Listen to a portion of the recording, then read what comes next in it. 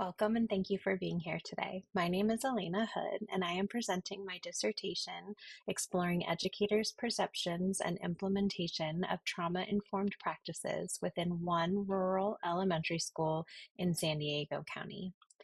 Before I begin, I'd like to briefly provide an overview of today's presentation. First, I will discuss the problem statement.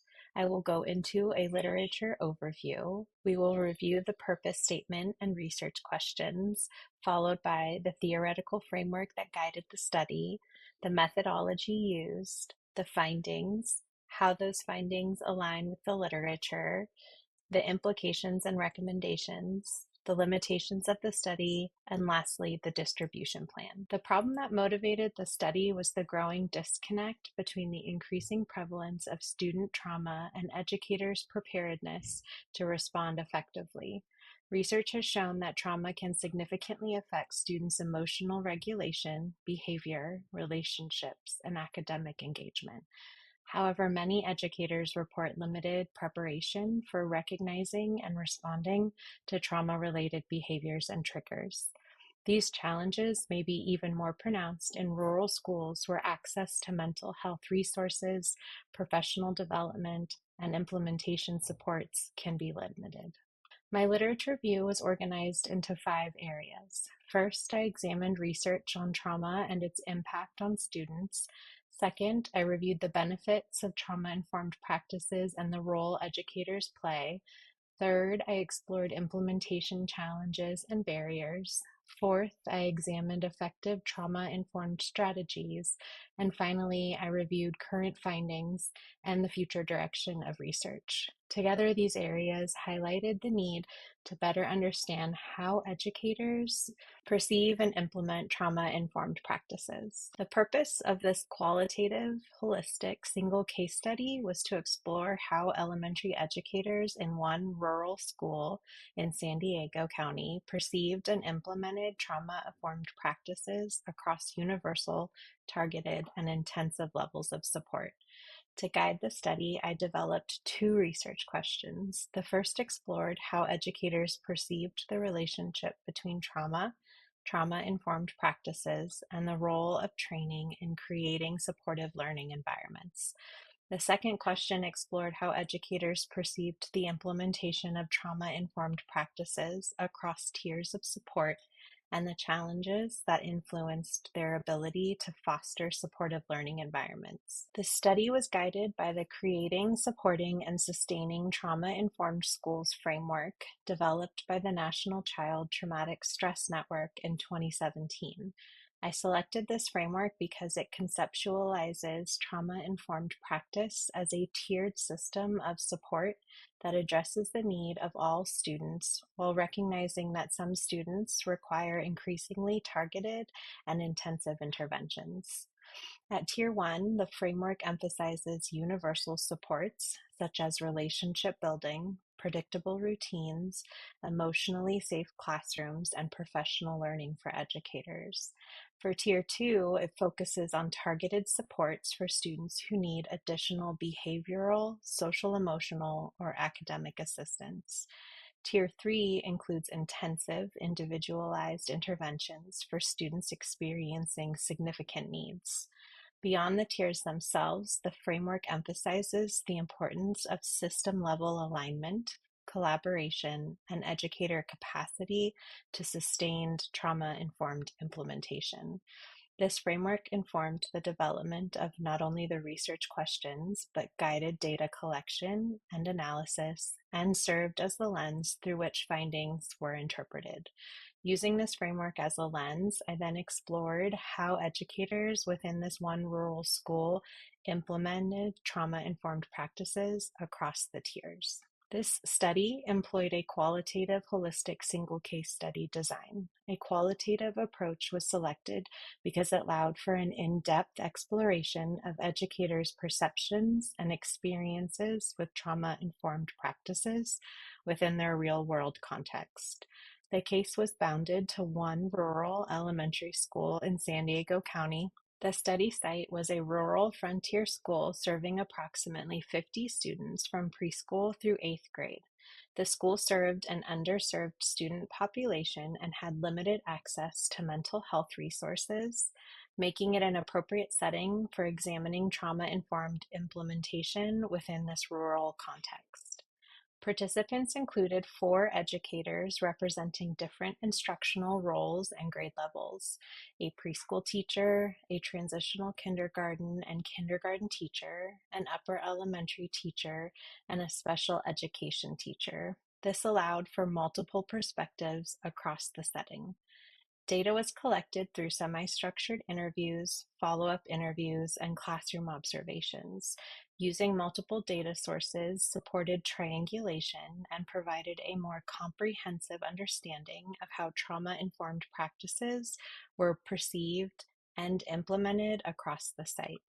Once data was collected, I analyzed them using a multi-step coding process, which I outline on the following slide. Data analysis followed a systematic multi-step process. First, I conducted first cycle coding using in vivo, descriptive, and process coding methods to capture participants' language, actions, and experiences related to trauma-informed practice.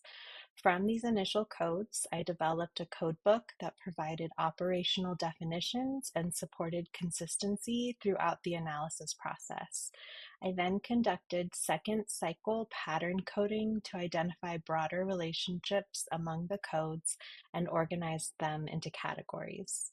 These categories were refined into 4 major themes that described how educators perceived and implemented trauma-informed practices within this school. Finally, I conducted cross-participant analysis to identify similarities and differences across educator experiences and instructional settings. To enhance trustworthiness, I used triangulation across interviews and observations, member checking, peer debriefing, and reflective journaling throughout the study. This analysis process resulted in 4 themes that address the research questions and describe how educators perceive and implemented trauma-informed practices.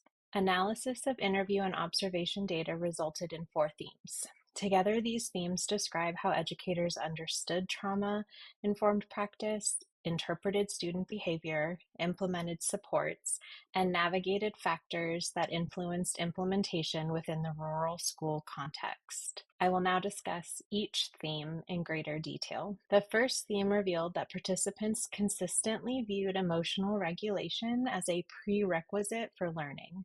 Across grade levels, educators described trauma as affecting students' ability to attend to, process information, and engage academically.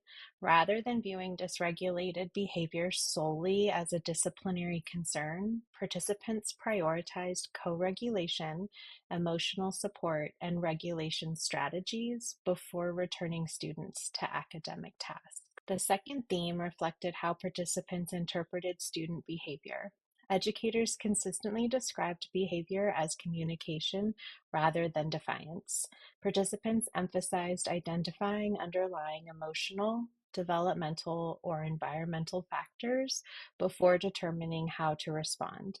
Observations supported this finding, as educators frequently used validation, choice, and regulation supports before corrective interventions. The third theme highlighted the role of educator capacity and consistency. Participants described developing trauma-informed practices primarily through professional experience rather than sustained training.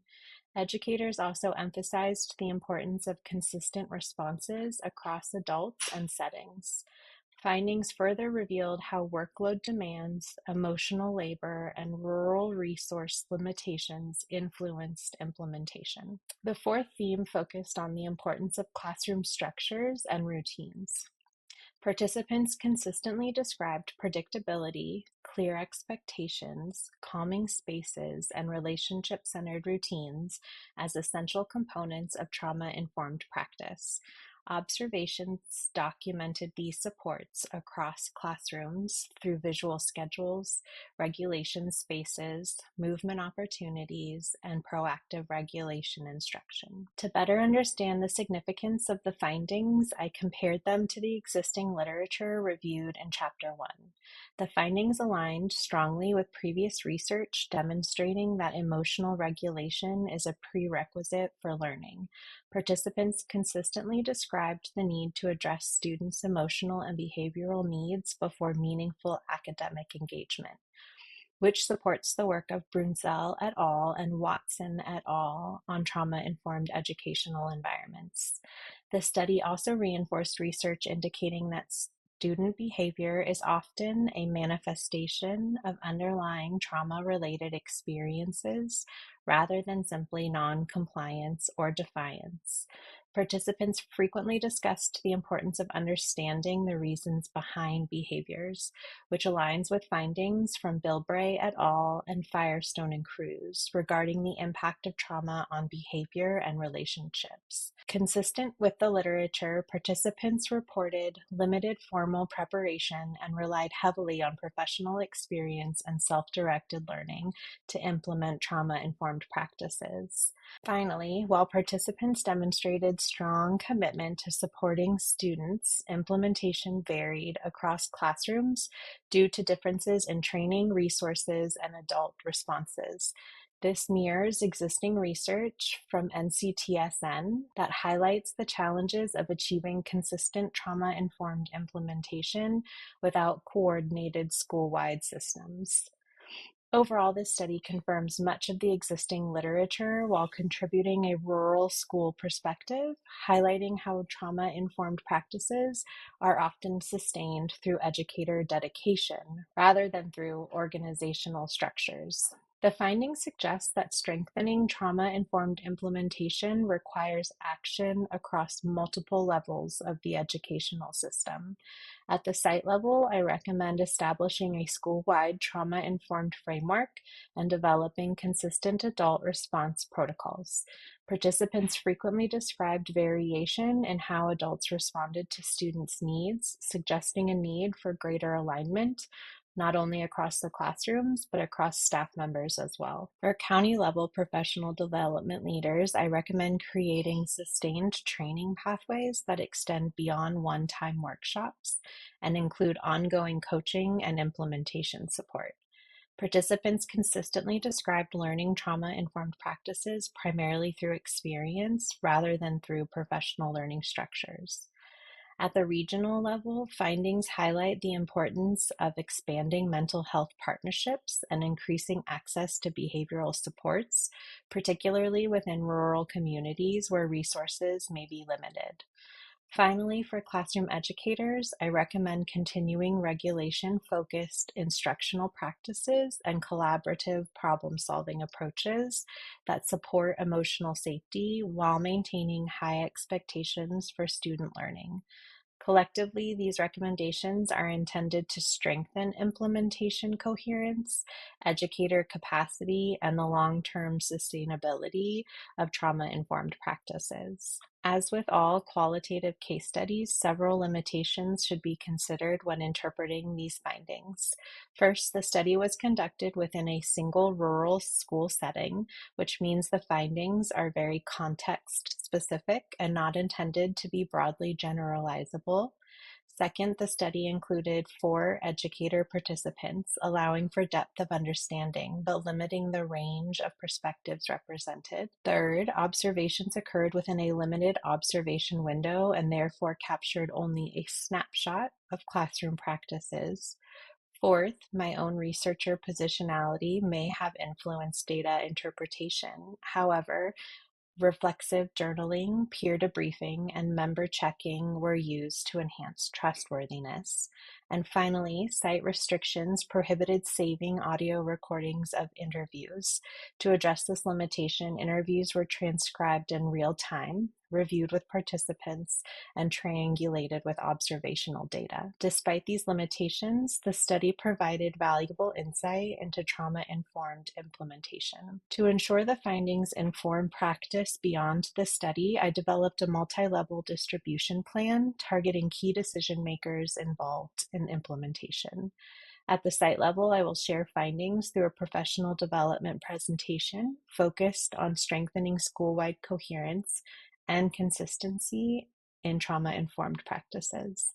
At the county level, I will distribute an executive brief to professional development coordinators to support the design of sustained training pathways and implementation supports. Findings will also be shared with regional agencies through a summary brief highlighting rural implementation challenges and opportunities to strengthen mental health and behavioral supports. Finally, classroom educators will receive a practitioner-focused summary that emphasizes practical trauma-informed strategies and educator wellness considerations. All dissemination activities are planned for fall of 2026 and are intended to promote collaboration, strengthen implementation supports, and improve sustainability of trauma-informed practices in rural schools. Thank you.